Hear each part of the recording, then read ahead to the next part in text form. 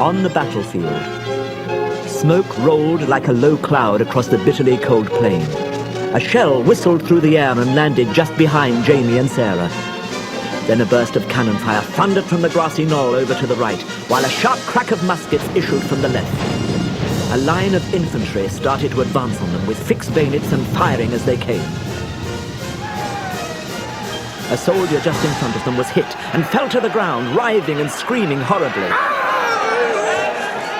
Suddenly an officer rode up, cheering on his men. He wore a splendid uniform with a white cocked hat, and constantly threw his hands up into the air as if hoping a beach ball would fall into them. What's the matter with him? He's acting like a complete wally. Looks like you're not the only one to think so. The director's doing his now. Cat! What's wrong with you today, Simon? Pierre Bezukhov would not ride around his men throwing his hands up and down like a demented go-go dancer. He'd keep a tight hold of his reins for a start. I'm sorry, I thought I'd just introduce a bit of method acting into my part. Method, my foot. Madness, more like. Get down from that horse and I'll tell you how I want you to play it. Okay, so how do you want me to do it? Well, for a start, people have to believe you're an officer. Believe, trained in the ways of war. Very idea. I have been. Yes, go on.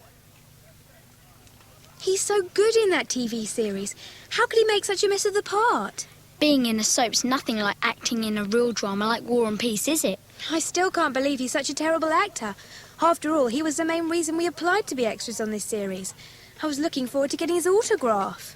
I don't get it either. It's as if he's trying to act badly. Lunch break. Everybody back at 2 o'clock. Come on, Jamie. Let's get to the canteen before everyone else does. Good idea. It's hungry work watching people act. Race you there. Oi! I wasn't ready!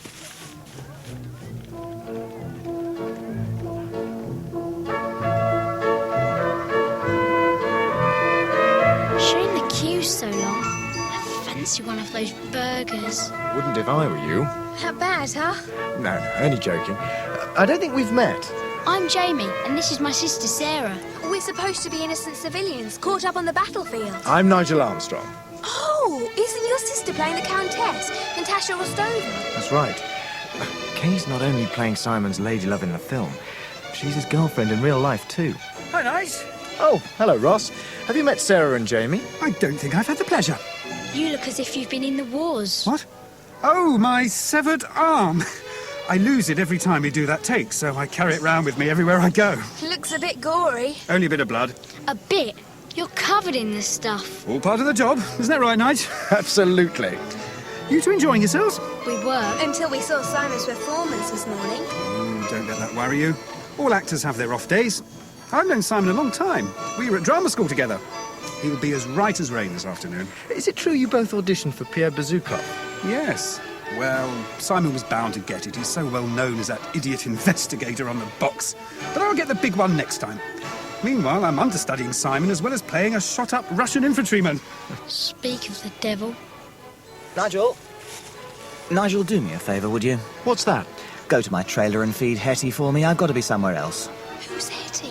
His cat. Okay, soon as I've had my lunch. Well, thanks very much, Nige. I'll know where not to come next time I want something done, won't I? I'm sorry, Simon. I'll go now, straight away. No problem. That's more like it. Here are the keys. Try not to lose them. I think I'm going off Simon Reeve in a big way. Me too. Who does he think he is? I suppose I better go and feed that wretched Hetty. Goodness knows why he has to take his cat with him everywhere he goes.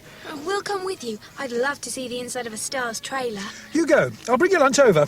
I'm feeling generous today. Thanks.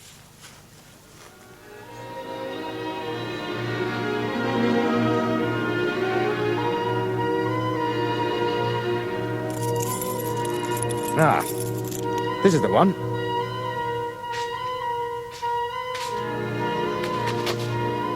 Hetty! Hetty! Oh, it's a marmalade cat. Hey, come and have a look at this huge widescreen telly. If you think that's big, you should see the size of the fridge freezer. You could get a couple of oxen into it. What's that you've got, Hetty? It's a screwed up piece of paper. Anything interesting? It's a note from someone. Well, what does it say? Dear Pierre, your darling Natasha has been whisked away. She will not be returned in time for a next scene or any other scene. Did you say Natasha? That's what it says here. That's the part my sister's playing. What is that you've got there? I don't know. Just a scrap of paper Hetty was playing with. Let me see. Here. She'll not have any other scene, unless you make a complete ass of yourself on the battlefield this morning. Do this, or Natasha will never work again. In the lunch break, find the cannon marked with a cross at the eastern end of the battlefield. There you'll find further instructions. The rest's in big letters. Don't tell anyone about this, or Natasha will suffer. Well, what do you make of that? Sounds like Simon's being blackmailed. That explains all the bad acting and everything. And Kay's been kidnapped. Oh, we can't just stand around talking about it. We've got to do something. How can we? Simon's not supposed to have told anyone, is he? He hasn't told us. We found out for ourselves. Come on, we've got to find that cannon with the cross. Out you go, then. I better lock up. Here's your lunch. I got burgers. Hope that's okay. Hey, what's up? You all look grim. Sorry, Ross. Can't tell you. Thanks for lunch. Come on, you two. OK, all right. Don't mention it. It was a pleasure.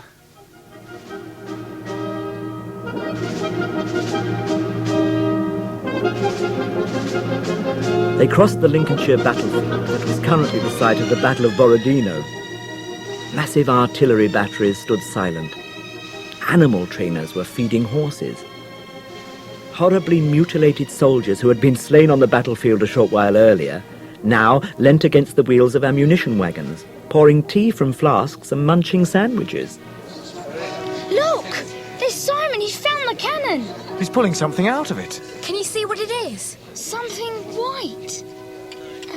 Like a scarf. Oh, no! Come on, Jamie.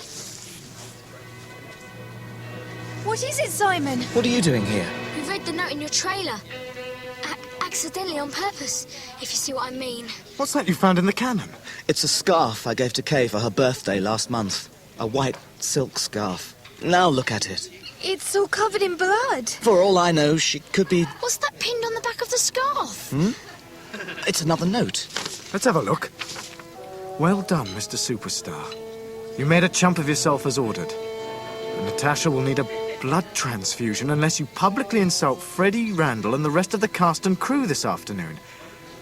You are to make yourself very unpopular, or Natasha will suffer. Oh, my poor darling. What are you going to do? What can I do? Make myself even more unpopular, I suppose. But Freddie's already told me that if the part's too much for me, I can be replaced. If I upset him any more, he'll sack me. Then it'll be splashed all over the papers. What's more important? Your part in a telly-series or Kay's safety? Yes, I suppose you're right. Good luck. Thanks. Poor Simon. First he has to do some really awful acting, and now he'll have to upset everyone, which could lose him his part. I wonder who could be doing this to him. Hey, look! Over there! Where? By those old houses. I saw someone go into one of them.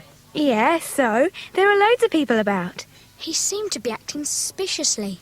He was wearing a long black cloak, and he looked over his shoulder before he went in. Is that all? That's not very suspicious. And he put on a sort of balaclava thing that covered his face. Now that is suspicious. Let's get over there.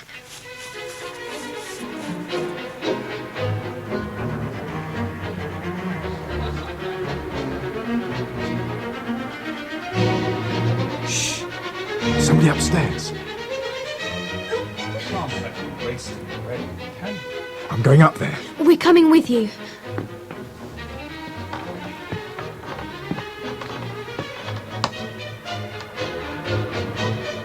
You must eat, Countess. Look, I brought you chicken, chips and salad, with 2 sachets of mayonnaise. Aren't I the thoughtful one? Please, you have to let me go. I've got an important scene this afternoon. It's Kay. I'm sorry, Natasha. They'll have to shoot around you. I need certain news, I'm afraid, before I let you go. That's it. I've heard enough. I'm going in there. We're right behind you. Nigel! It's all right, Kay. I've come to rescue you from the hands of this evil kidnapper. How dare you frighten my sister? Get off me! Ow! Jamie, grab him! Okay. Look, he's dropped his keys. I'll get them. Help me! I'm locked into these shackles. It's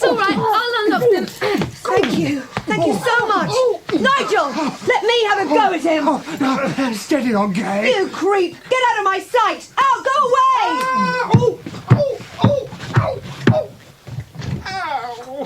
I think he might have hurt himself falling down those stairs. Good. Quick, get down there.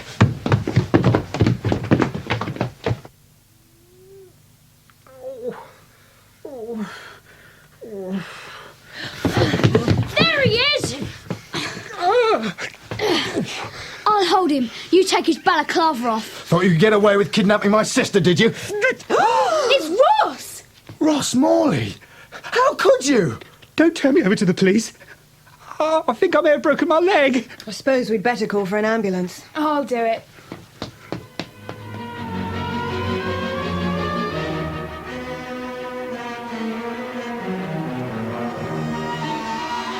I don't get it. I thought Ross and Simon were mates. It's not hard to understand. They trained together, but it was Simon who became the star, while Ross still plays bit parts. So he got jealous, you mean? I suppose he thought that if Simon got the sack, he'd get to play the part of Pierre, which would make his name. Probably would have too. Don't ever tell Simon I said this. But I think sorry, I Ross can't is actually the better actor. What's the matter now? What's all You call that this about? lighting? Oh, no, it's Simon. Hurry, we must stop him. Right up your nose. You've got the sun beaming down on you. What do you want? And this costume, how can I work under these conditions? Call yourselves actors? I've seen performing elephants with more talent. And as for our director, Mr. Freddie Randall... Simon, please! Don't say any more. Kay, are you all right? You were saying, Mr. Reeve? Oh, don't take any notice of him. He was just winding you up. Was he indeed? Well, you're fired, Reeve. Fired? That's what I said. Where's that understudy? Get him here! He asked me to give you this letter.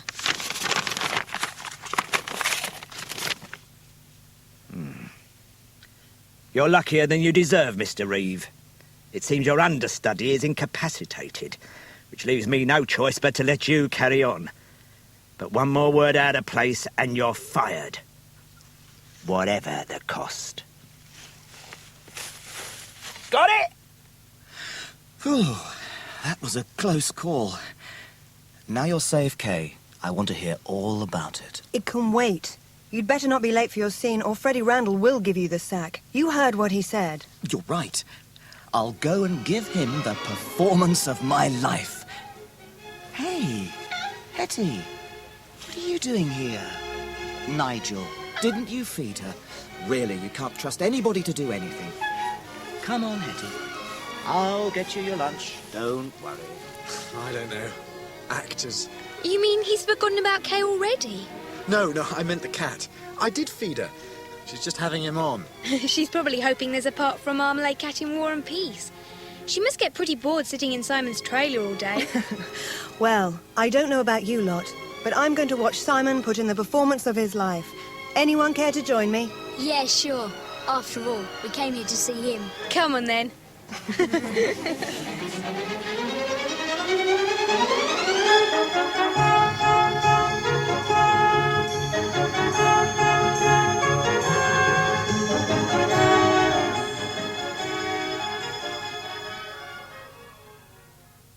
The music in On the Battlefield is taken from Tchaikovsky's Italian Capriccio and Festival Overture 1812.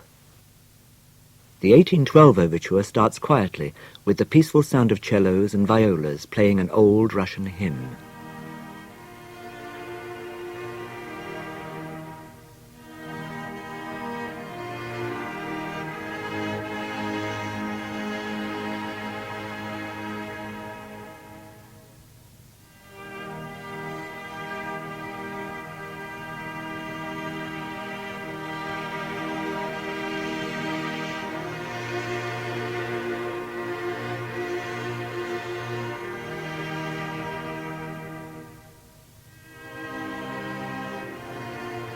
Woodwind, horns and side drum play a march-like tune.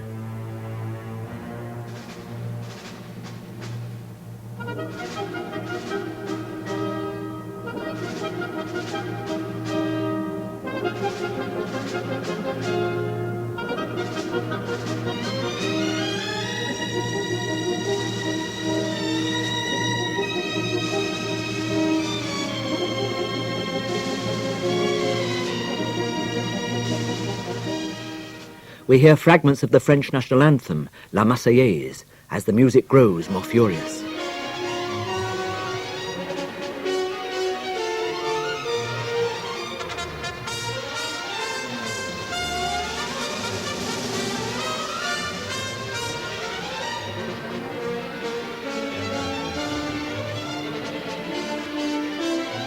Over a long roll on the timpani, the excitement grows, and then the full horror of the battle breaks amid the terrifying sound of cannon fire.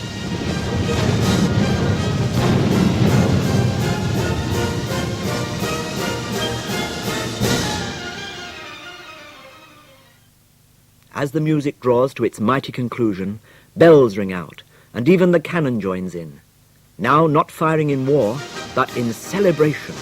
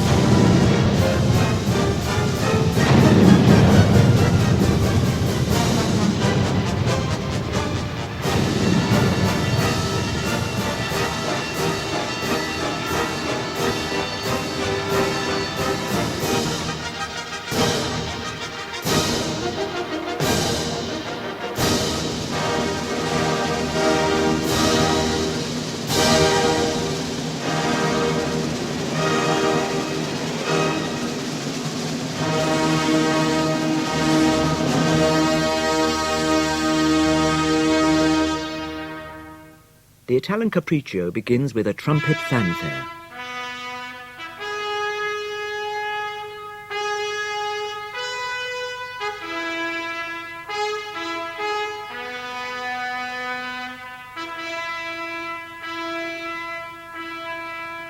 Later, the oboes play a rocking dance tune.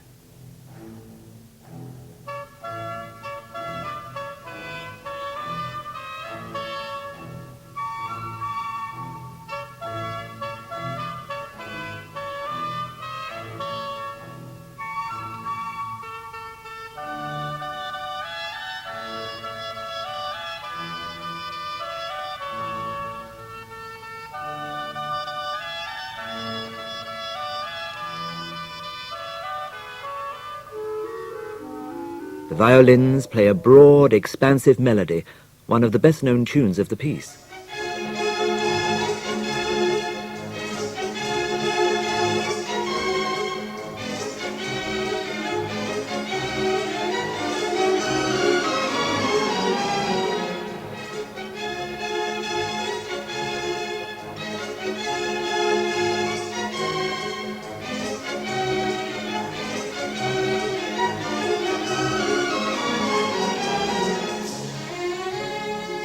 The slow music from the opening returns, leading to a quick and exciting tarantella.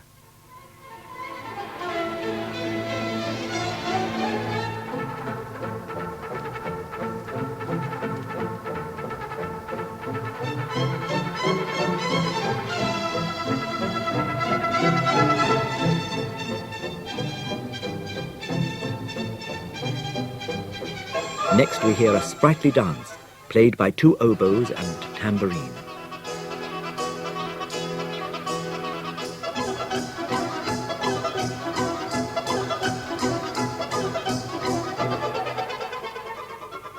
The music grows in speed and excitement to the end.